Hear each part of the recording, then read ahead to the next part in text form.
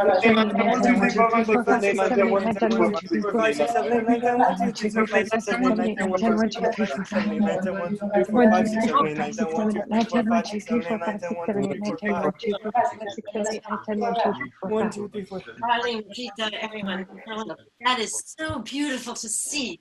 Rashita, I have to say, because I'm seeing much more of your body than anyone else, but you're really, I don't know what your experience is, but you're really coming from here.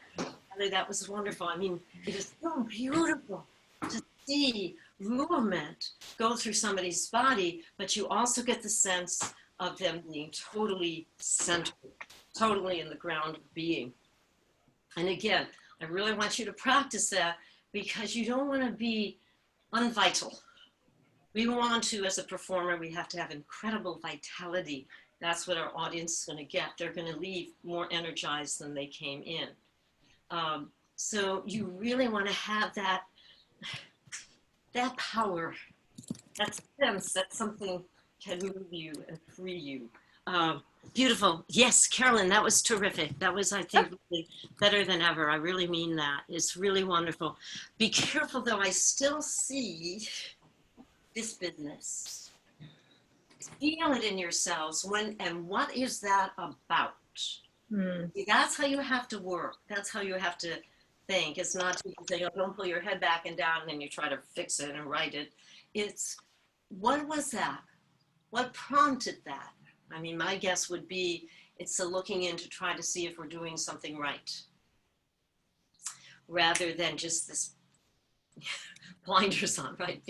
Being so totally with what is, being present. Being present is letting earth bounce you. Remember, coordination is being done too, rather than doing what Jay was saying about Patti LuPone's arms being on strings. That's, you know, somebody's out there pulling up my arm, fingertips lead. And again, I can feel the stretch right from, you know, that diagonal stretch. So one more time. No, let's do this. Our famous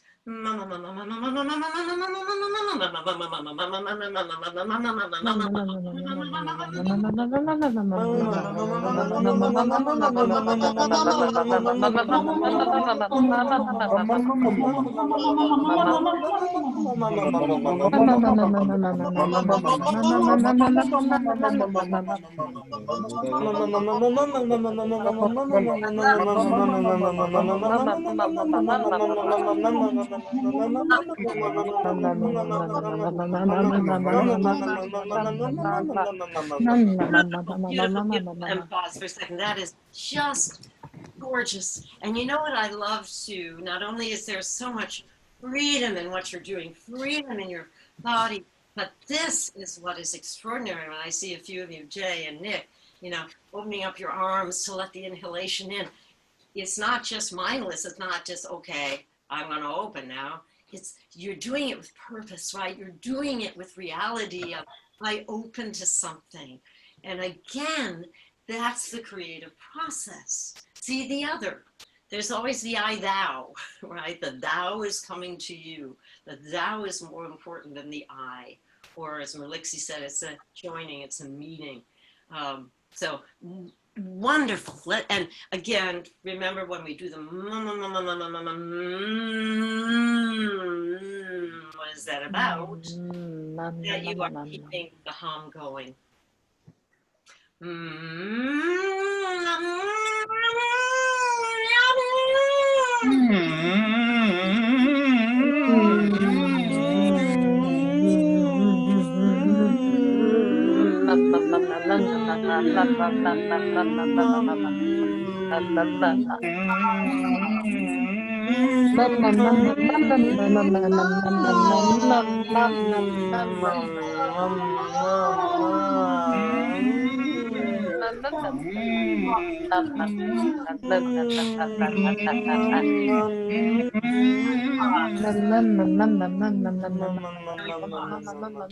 And we pause. Excellent. Because the hum is the perfect alignment. So you're always in hum mode. That's the key, right? Morning, noon, and night. You're in hum mode. You're in integration mode all the way up. It's the way it works, right? It's just the integration of the muscles. So as the diaphragm, and then the resonance, the focus of voice is here. It just is. It's here to here. That it's unity, right? That is wonderful. And if you hear even a non-singer like Judi Dench sing Send in the Clowns, you hear the hum. You know, you hear it, even though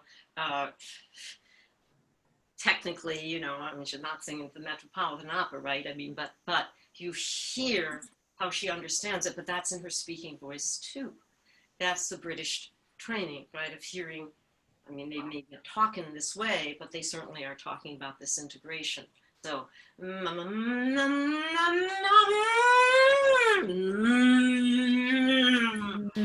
as long as you're keeping this movement going, you don't know what's going to come out of you in terms of where that hum is going to go, but you're working from in here, not from the arms, but from this place. So here we go with hum again.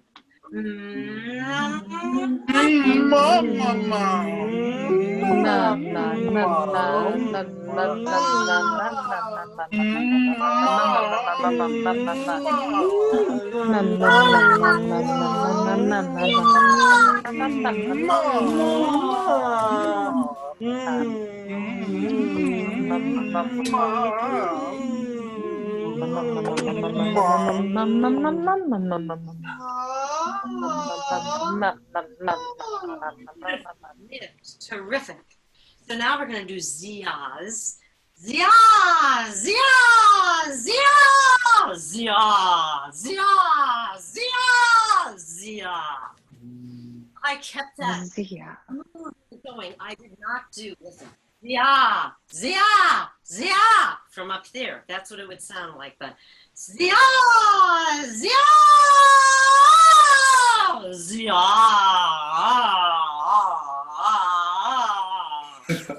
Anything is possible, right? Anything is possible. We don't know where that movement is going to take us. We're playing around. We're having fun here. So again, it's not you. It is not from here. It is from the same place that you did your beautiful hum. Zia, zia, zia. So here we go. Zia, Zia, zia, zia,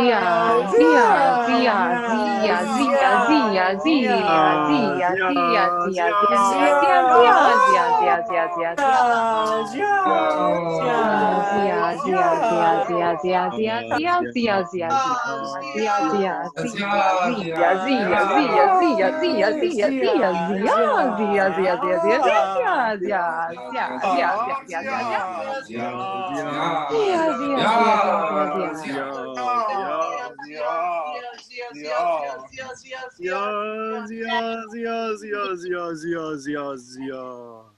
That is excellent. Even when you go to your lowest register where it's tempting to push down, you still want to have zia, zia, zia, zia, zia, zia.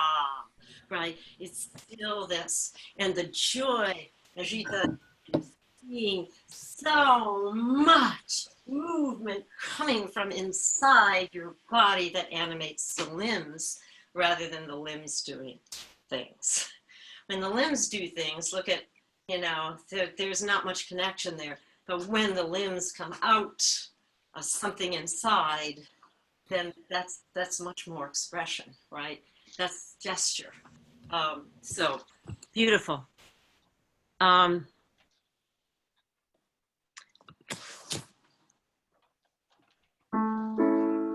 Zia, zi, zi, zi, zia, zi, zi, zi. Zia, zi, zi, zi. So, up ball business. So you don't have to worry about anything. And we're experimenting. Remember, it is not singing. We are simply opening. Zia, zi, zi, zi, zia, zi, zi, zi.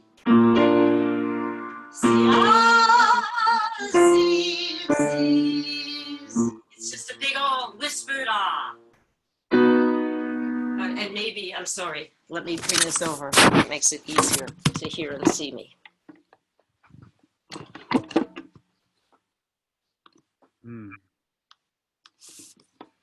So again, you're all muted.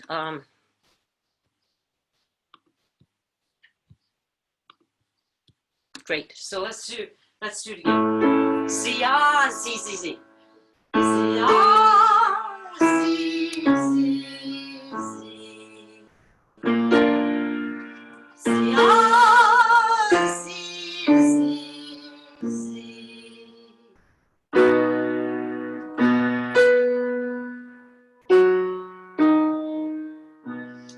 just opening.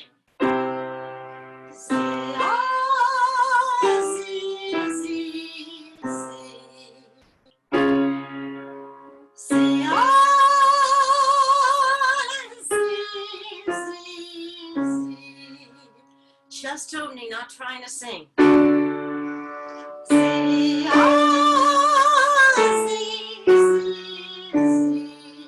Just like speech.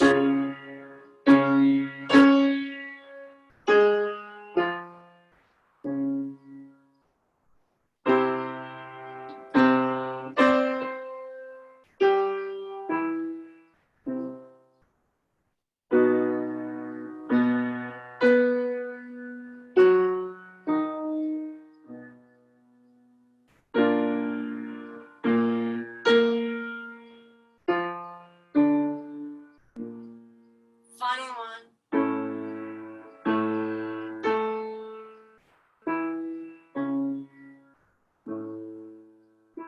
How are you today? How are you today? How are you today? Here we go with the ear outside ourselves. We hear, your ear is great whenever we do this in class. You would hear me perfectly in the spoken.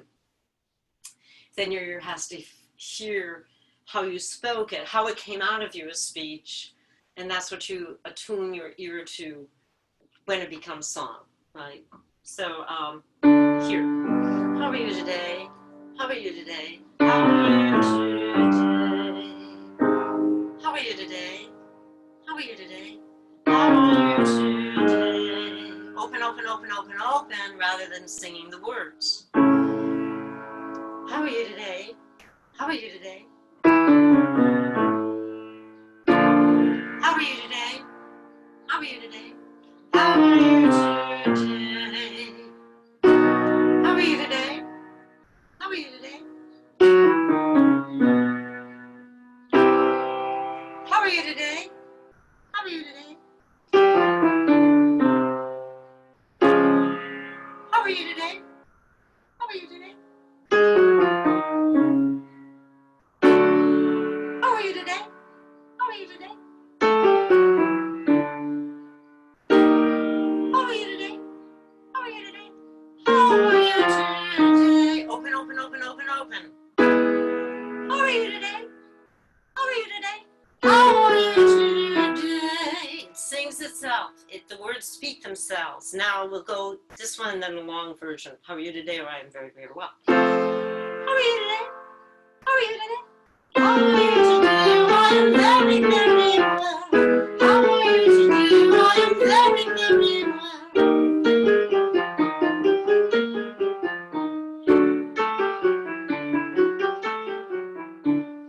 How are you today? I am very, very well.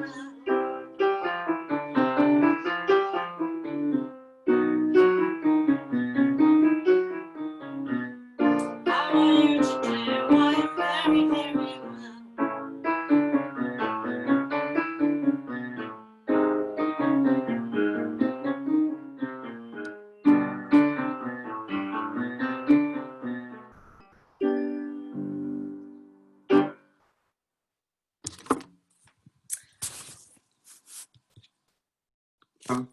So observations, questions on any of that?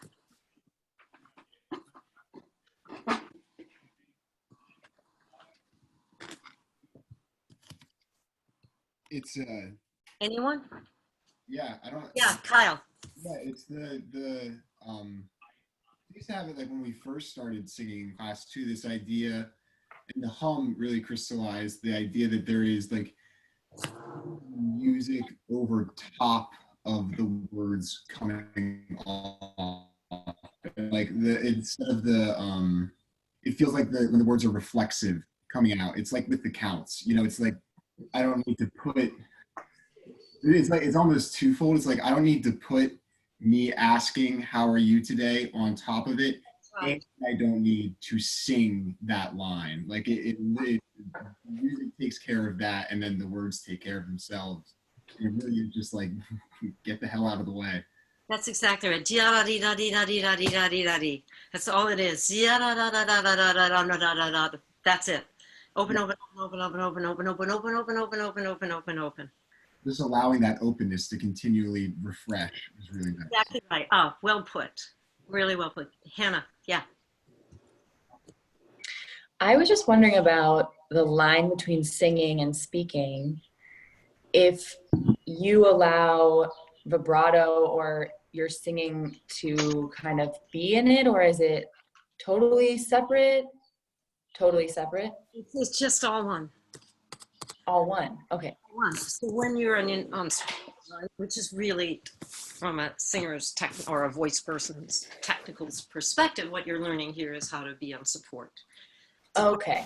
Body equals support for the voice, and then the rest is kismet, right? I mean, you know, people like pop singers do more of a pop sound, but certainly in, you know, the things that we're doing, musical theater or you know, more the classical things or semi-classical, that is just going to take care of itself. A person's voice is a person's voice. Great. I mean, there are some people who have incredibly straight voices. My husband has such a straight instrument. It's a big instrument, but it is, you know, incredibly straight. But that's just the nature. You know, I don't want to say the luck of the draw, because we want to have a natural vibrato. When you are in support like that, when you're hearing the right tonality, that is your indication that your voice is supported, rooted on the diaphragm, supported by breath. Whatever is the natural vibrato, that's going to be there. It's resonance. Perfect. Great. Thank you. Yeah, yeah. Other observations, questions? Nick, George, was that a hand? No. Okay. Who'd like to do something so we can play with this in speech?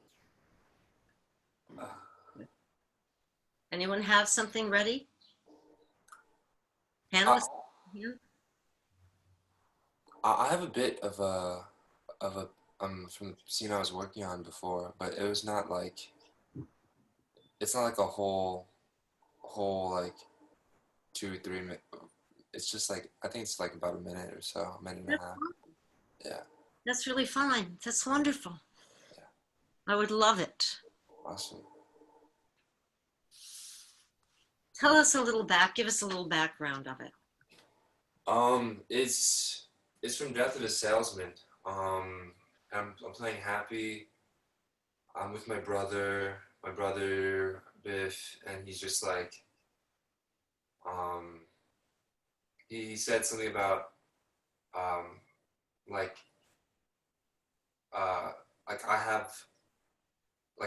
good now because, you know, I have money or like I'm satisfied. He said something about like being satisfied, and that's what I feel like I'm responding to, because it's like, no, like all I can do now is wait for the merchandise manager to die, you know, and then I go on into this whole thing.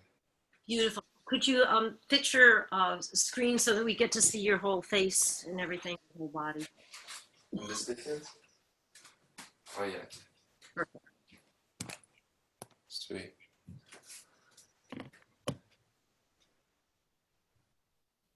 All I can do now is wait for the merchandise manager to die. Okay. And suppose I get to be merchandise manager. Stop you. Tell me what happened before that.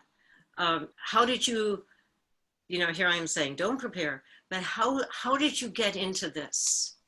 Right? I looked at the green dot on my computer. I felt scared, and then I just started going. You just started going. I know. I understand that. So give yourself a moment. I mean, we're playing around here.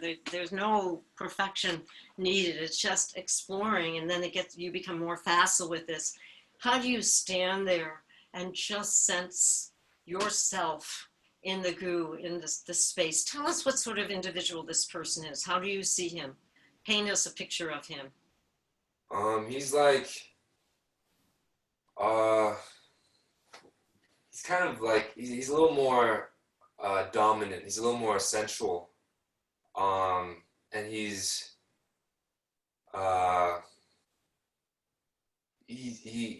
chest is sort of like this. So it's a little more out, I think. The way he's used to it, but maybe not in this situation. I don't think, because he's with his brother. You know, his brother just he looks up to his brother. He looks up for his brother. So when Yeah. the chest is out like that, if, in what way? Just assuredness or trying to be something better than he is? What gives us that sort of detail? Right, that's right.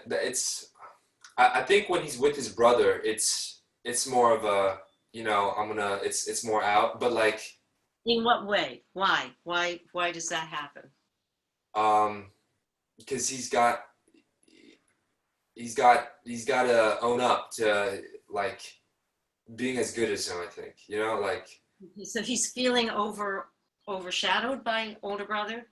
yeah, for sure. He's definitely overshadowed by his brother. Right. But Is he trying to prove himself in this speech?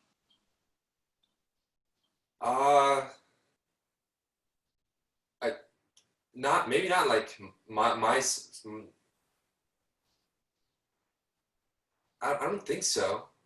I don't Okay. think so, no. Give us a general thing. What are you trying to convey here to him? Like, like it's like it's fucked up. Like the way I'm living life right now, it's like it's not okay. Like, because right before this, Biff has this whole thing about like, you know, we shouldn't just, we should like grab life by the horns, you know, like it's so invigorating, and I've been living life so comfortable, so pleasurable, so sensual, right? And it's not really, it's meaningless, it's empty, and I guess I don't know. I haven't really like, I don't know. Sometimes I just feel it's like a raw, unfiltered expression of something, of like this frustration or frustration with my own life, because it's just it sucks. It's so empty. Good. So you hear yourself. All of you hear that, right? What happened, what changed in he as he started to talk about it. Right? Pretty wonderful tree. Really, really wonderful. So that is in you. So when I ask you, what is it that you're trying to get him to understand in this? And my life is like meaningless, basically. And what do you want from him? I don't know. I don't know what I want from him. It's like, Great. Okay. So that's wonderful, wonderful starting point. And what I adored was your psychological gesture of what you did with your hair. Use it, man. You can really use that. right, That is right. right. So, okay. I'm gonna do Now that. you're there. You feel the frustration. You feel the angst, existential angst, right? Or, you know, right. Go. Wait, I got scared again. Fuck. Okay. Okay. Remember, courage to create. When you touch, Martha Graham called it a quickening that made us more alive than the others. Thank you, Martha, for trying to put a positive spin on our nerves. But that is, don't worry about it. All of us have that. You wouldn't be an artist if you didn't have it. All I can do now is wait for the merchandise manager to die. And suppose I get to be merchandise manager. I want you to just give us this. Your director can cut you back if he feels it's too much. But at this point, I want you to just get in with, you know, just, you know, like, you know, this is my life is a complete stalemate, dead end. And what is it? What is the only thing I have? The only thing I have is I have to wait for this merchandise manager to die. I mean, All I can do now is wait for the merchandise manager to die. And suppose I get to be merchandise manager. He's a good friend of mine, and he just built a terrific estate on Long Island. And he lived there about 2 months and sold it, and now he's building another one. He can't enjoy it once it's finished. And I know that's... So, and now he's building another one is where you died. You went, Yeah. So we went down there instead of, you have to keep the momentum going. It started brilliantly. It was wonderful. And then you didn't keep this thing fueling you, charging you, moving through you constantly. All I can do now is wait for the merchandise manager to die. Do it from your belly, huh?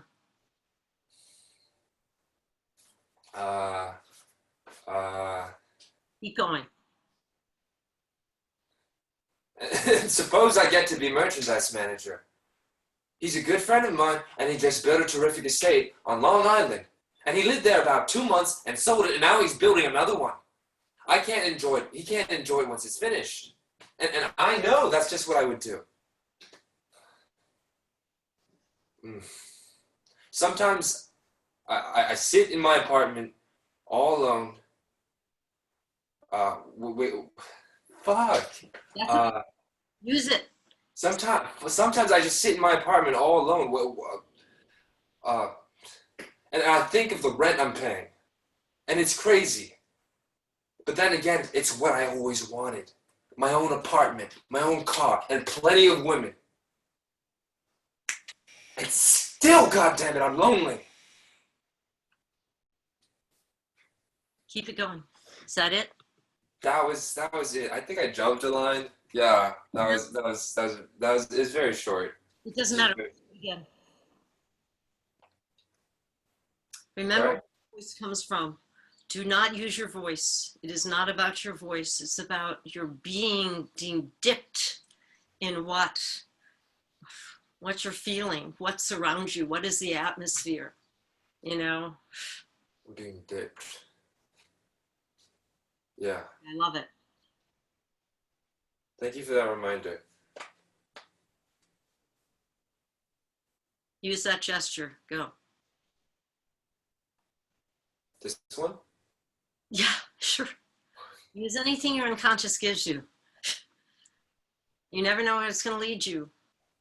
All I can do now is wait for the merchandise manager to die. And suppose I get to be merchandise manager. He's a good friend of mine, and he just built a terrific estate on Long Island. And he lived there about 2 months and sold it.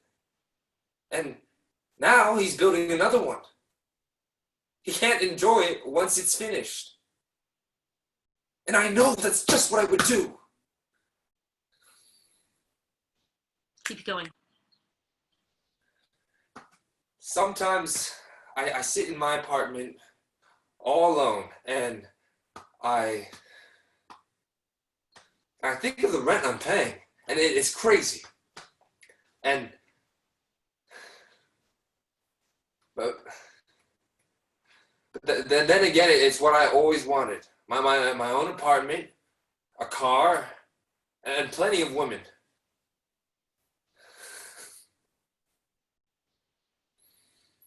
And still, God damn it, I'm lonely.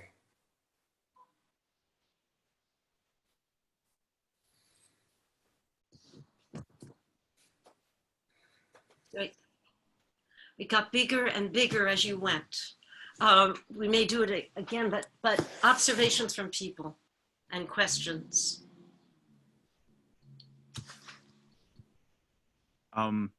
Yeah, I just wanted to say too that,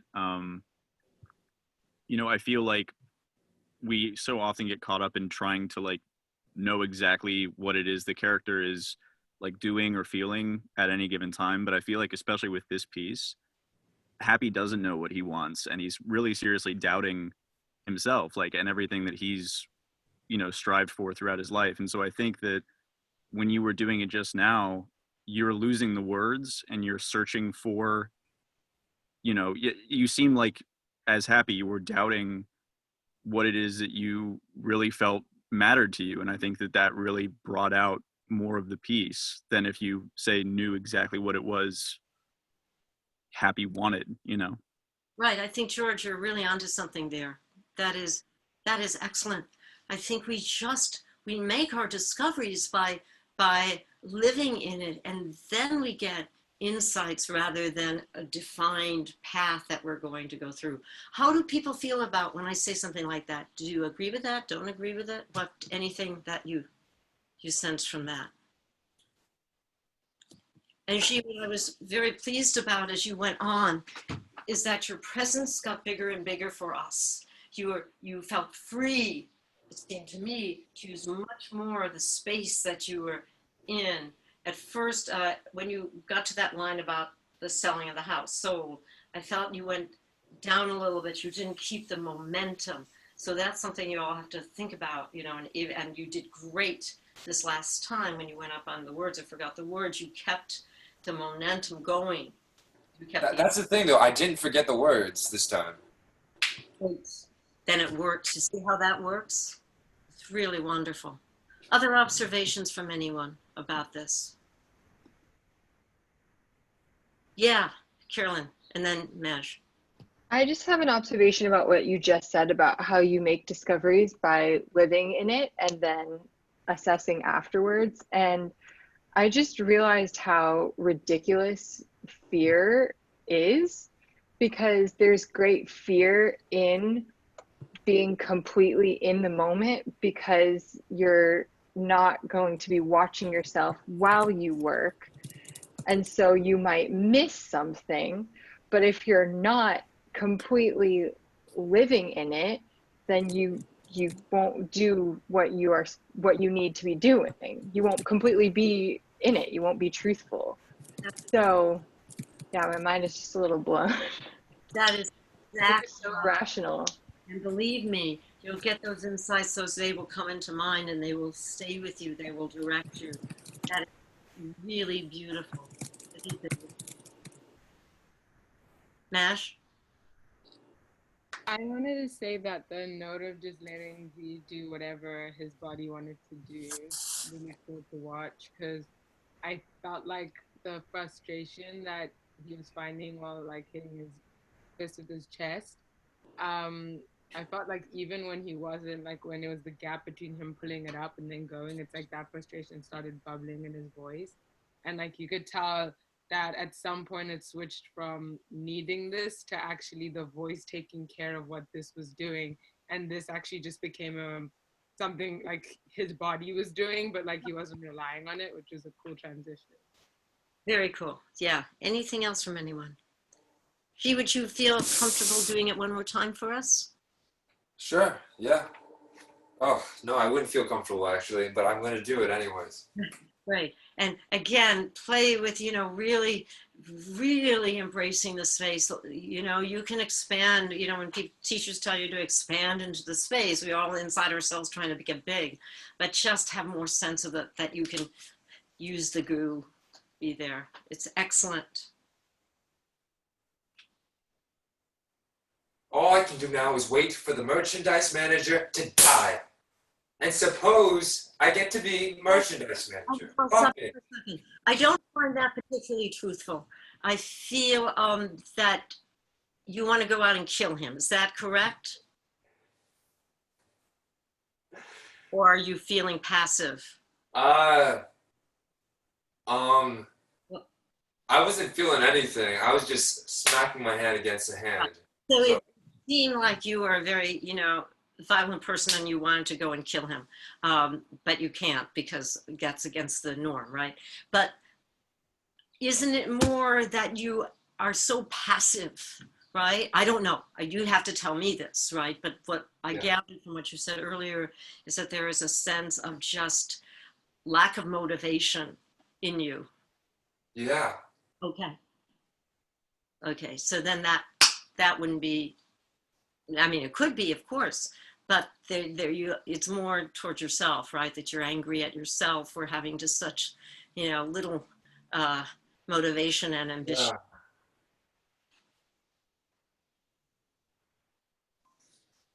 All I can do now is wait for the merchandise manager to die.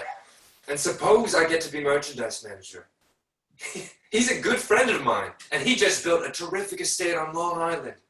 And he lived there about 2 months and sold it. And now he's building another one.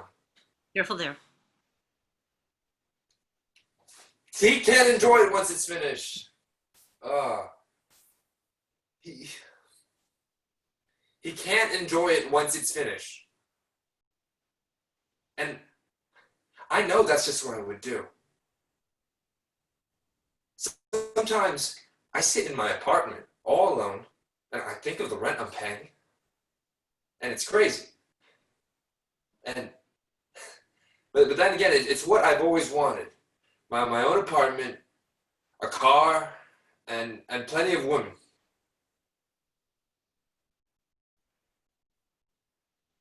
And still, God. Oh, I don't know. Still, God.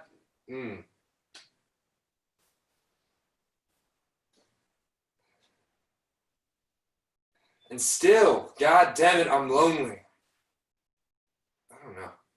I don't know about that, Gene. Well, that part was very truthful, I felt. I think you can keep the motor going more, the movement of breath, the not listening to the voice, not listening to self, but that at that very end, there was something very truthful. It was like something was fomenting up in you as you did that, as you went to the gesture. And I think it's just, I think we have to feel in ourselves when we go to try to feel something in our throats, in our voices as emotion, rather than just letting something move. Tell us what you felt though. Tell us in terms of your experience, because you were doing it. Oh, okay. I will. Towards the end, okay, maybe I'm just like learning how to use my like senses better, because towards the end I stopped because I felt frustrated with myself, and and that's good. That's good for happy. That's good for happy. But I was frustrated with myself for a different reason, which is not so good for happy. And I was frustrated because I was like, I felt that I had went down, and then what frustrates me, I guess, is when I'm in front of an audience and I have the expectation of doing something. Well, I put a pressure on myself that I've got to do something, but really I don't want to do anything until I have that impulse inside me, and that frustrates me when we have to do really technical work, like, gotta wash this bowl, then I'll wash this thing, and like something that's super like it's gotta happen in the scene no matter what, right? It's not just like, oh, happy could look like, his frustration could look like this, or it could look like this. Yeah. Yes. But I always go back to that wonderful time with Josh when we did from Streetcar, right? Josh, do you remember? And it was, more frontal towards the audience, right? And as soon as he went over and started fixing himself a drink, everything became natural and fluid. So business is wonderful. Business gets you out of yourself. And, it's just, so maybe you scrape the pot, right? With the pot scraper. How many of you do it, right? And you're doing that and doing that and doing that and doing that and doing that. And it just, I hate, it just, so you use all of that. But what I loved was the frustration that came at the end that was so right for that character. And I know it was about you, but you see, that was a gift from the unconscious. It was showing you what was possible. We always have to think it is not about us. It's not about not about us. It is not about us. It's not us. It's not our emotions. It's not us doing anything. It's, how can you start to stir the pot to get the juice, the creative juices going? It's all about getting your creative juices going. The movement. Thoughts, questions on this in our remaining few minutes? What, be observational. Think about this. How do you apply it to your work? How can you apply it to your work? How do you sense yourself when you go up on stage to do things? How are you working? How do you start out? Yeah, Kyle. And then what was really what I really loved about watching your work just now, G, was like the I feel like we're all starting to develop what Ceta and Gene talked about, like not tolerating the dropping out, or like not like your, what's the word I'm looking for, like more like minute nuanced attention to when you're connected and when it is coming from, or did I freeze or something, when it is coming from the head up, and like I feel like, I know like I'm starting to notice it in like when I'm watching like classmates work, and like watching classmates notice it in themselves while they're working. It just like helps develop that. I feel like we're like developing a collective ear for that, which is cool. And all of us are starting to understand what it means to like not push through just to get to the end of a monologue or a scene. That is wonderful. I think that that is exactly what it is. I mean, it's what I said to you today, what I was still noticing a little bit is that that thing, you know, or this sort of business, right? So when we're here, we're not here. We're not present. And can we keep sensing when teacher brings that to your awareness? It's not about fixing. It's not about bringing that. It's about understanding what got me to this place. What is my psychology here, the psychophysical thing, or what is my psychology that's creating the physical? The moment that you're present and getting moved, you come right back into alignment. So that's excellent. George, you had something to say. Yeah, I was, it might sound kind of silly, but I was just reminded of this, you know, are you really doing that? That sense of, or do you really mean what you say? And the distinction between G feeling like he wasn't doing what he was doing versus, you know, the very real frustration he was feeling as being very evocative of the character itself. It was just, to me, a reminder of, you know, in my own work, am I really doing the thing? Or am I just, you know, doing my best idea of what the thing should look like? That's really beautifully put. Your best idea. That is really a cool thing, way of saying it. So what is if I were to ask you, what is the central thing that comes into your mind right now as something that gets you into this business, right? That gets you into, dare we use that, you know, cliched language of in your truth. What does that mean? What would you say? Let's just go around starting with Nick. What guides you to that? Yeah, I think partially what you said earlier today about feeling how the earth moves you, to just take myself out of in my head. But I really love just the idea of waiting for impulse to move you, and just like waiting for that to happen. The idea of like the conductor that you talked about, like waiting for the perfect moment for lightning to strike and like begin the music, that really sits with me. And I try and think about that when I'm working on text or reading poetry, or trying to apply that to as many areas of life as, I mean, I think it can go everywhere, but trying to keep finding different places to let that live in me, because I think I feel that, like I think I have that sense, but I sometimes mute it or dull it out of fear, anxiety, try and muscle my way through it because I've been rewarded for muscling my way through it in the past, you know, but like knowing that there's like a truth and honesty that is out there and I can access it. And so kind of allowing that to come through me. Yeah, waiting for something to come to you rather than to reaching out for it. Madge, for you. I think similarly, like just the ease, the fact that if I try reach a goal, try do a thing, that's actually how I'll fail. And that's so opposite to like my day-to-day thinking of trying to control everything, even though I can't. So it's almost like a gratefulness. It's the only time I can breathe.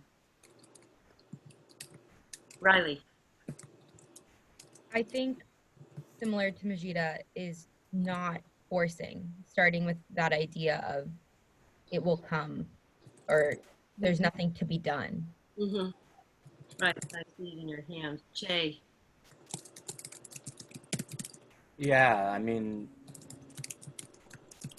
just like being with my senses, and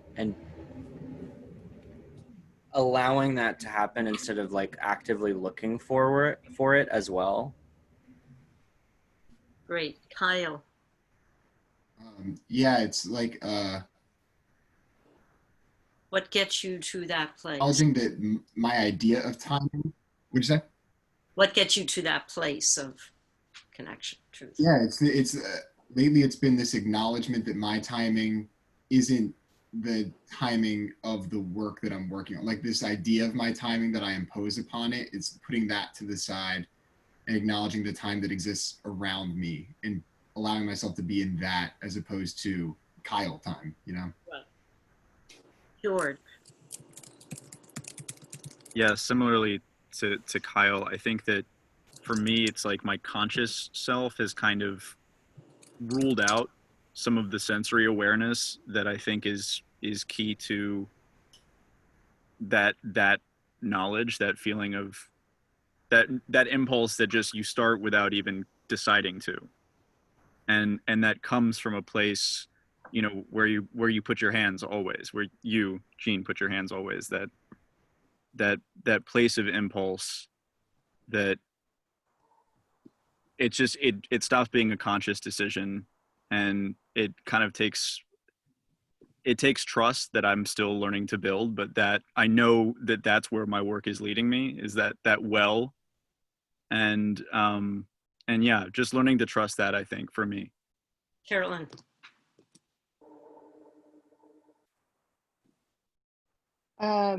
Similar to George, I think trusting that emotion is something that happens to you, not that you do, and you have to be present with the other person in the scene, which I think, if we're going back to your original question, starting is breath and breathing and in the correct timing. Wonderful. Josh. For me, I think it would be a deep understanding of the circumstances of my character. And from there, focusing on the ground coming up beneath and the breath and impulse starting at psoas, moving up through the larynx and out, and then renewing that sense of listening outside of the self and taking in the space around to remind me that I'm in this space and I'm not just floating in whatever ideas are going on. Yeah, and Hannah. Yeah, similar to Josh, I think I start with the knowledge of the physiological of psoas to diaphragm, inhalation, inspiration. Then what's been really helping me is the idea of tasting the words outside of myself and kind of the pouring in of the outer experience, allowing that in. And G, I'll ask you, I know, but we've heard from you, but go ahead. You want to tell us what, even in retrospect from today's work, what will guide you in the future? All of these actually are really useful to hear. And then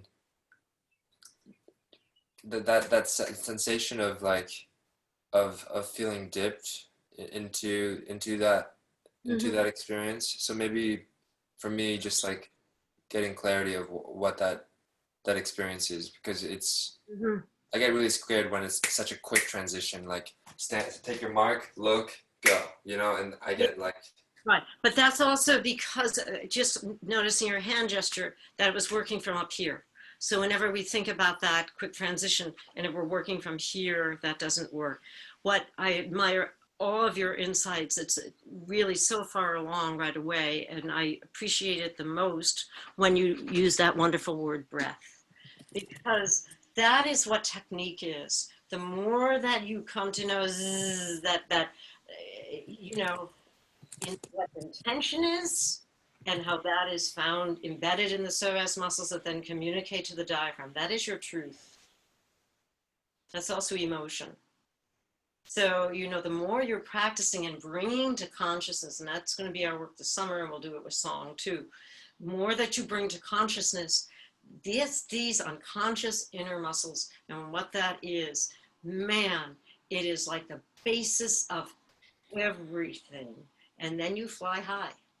Then you just get flooded with insight and direction and where to go, which is a wonderland. But the technique is bringing this inner stuff to consciousness. So when I hear, you know, Hannah talking about the inspiration, or just the being breathed, or Carolyn when you mentioned breath, everything is breath, everything. Everything is, every word that you speak comes from this alignment. And if that is where you bring your mentality before you do anything, you're in a good place, a really good place.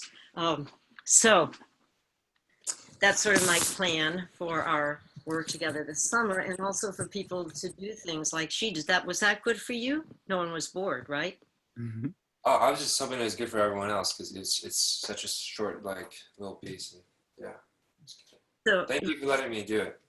Yeah, it's wonderful. It's because we all, as you know, I think Kyle was saying, we start to develop our ears, we start to develop our eyes, we start to see what our colleagues are doing and making sense of it for ourselves. Every time you absorb somebody else's work, you're learning in your own body. So should we plan for somebody to do something next week? Anyone want to volunteer? Jay, I'm looking at you. Madge, do you want to do what you did with me, or you want to do something else? Doesn't matter. Okay, I'll think on that, whether to do the same thing or something else. Anything. If Jay hasn't had a one-on-one, do you want to go? Jay, we can do two. Okay, cool. So whatever. And don't forget, I mean, write me a little note about maybe any theater songs you might want to do, right? That'd be fun. Oh, yeah. Yeah. All right, anything else or anyone closing comments? No? What a stalwart, wonderful group. Think about how. Thank you so much, Jean. Thank you so much. Thank you, So Jean. grateful. Thank you, Jean. thank you. Jean. Thank you, Jean. Incredible.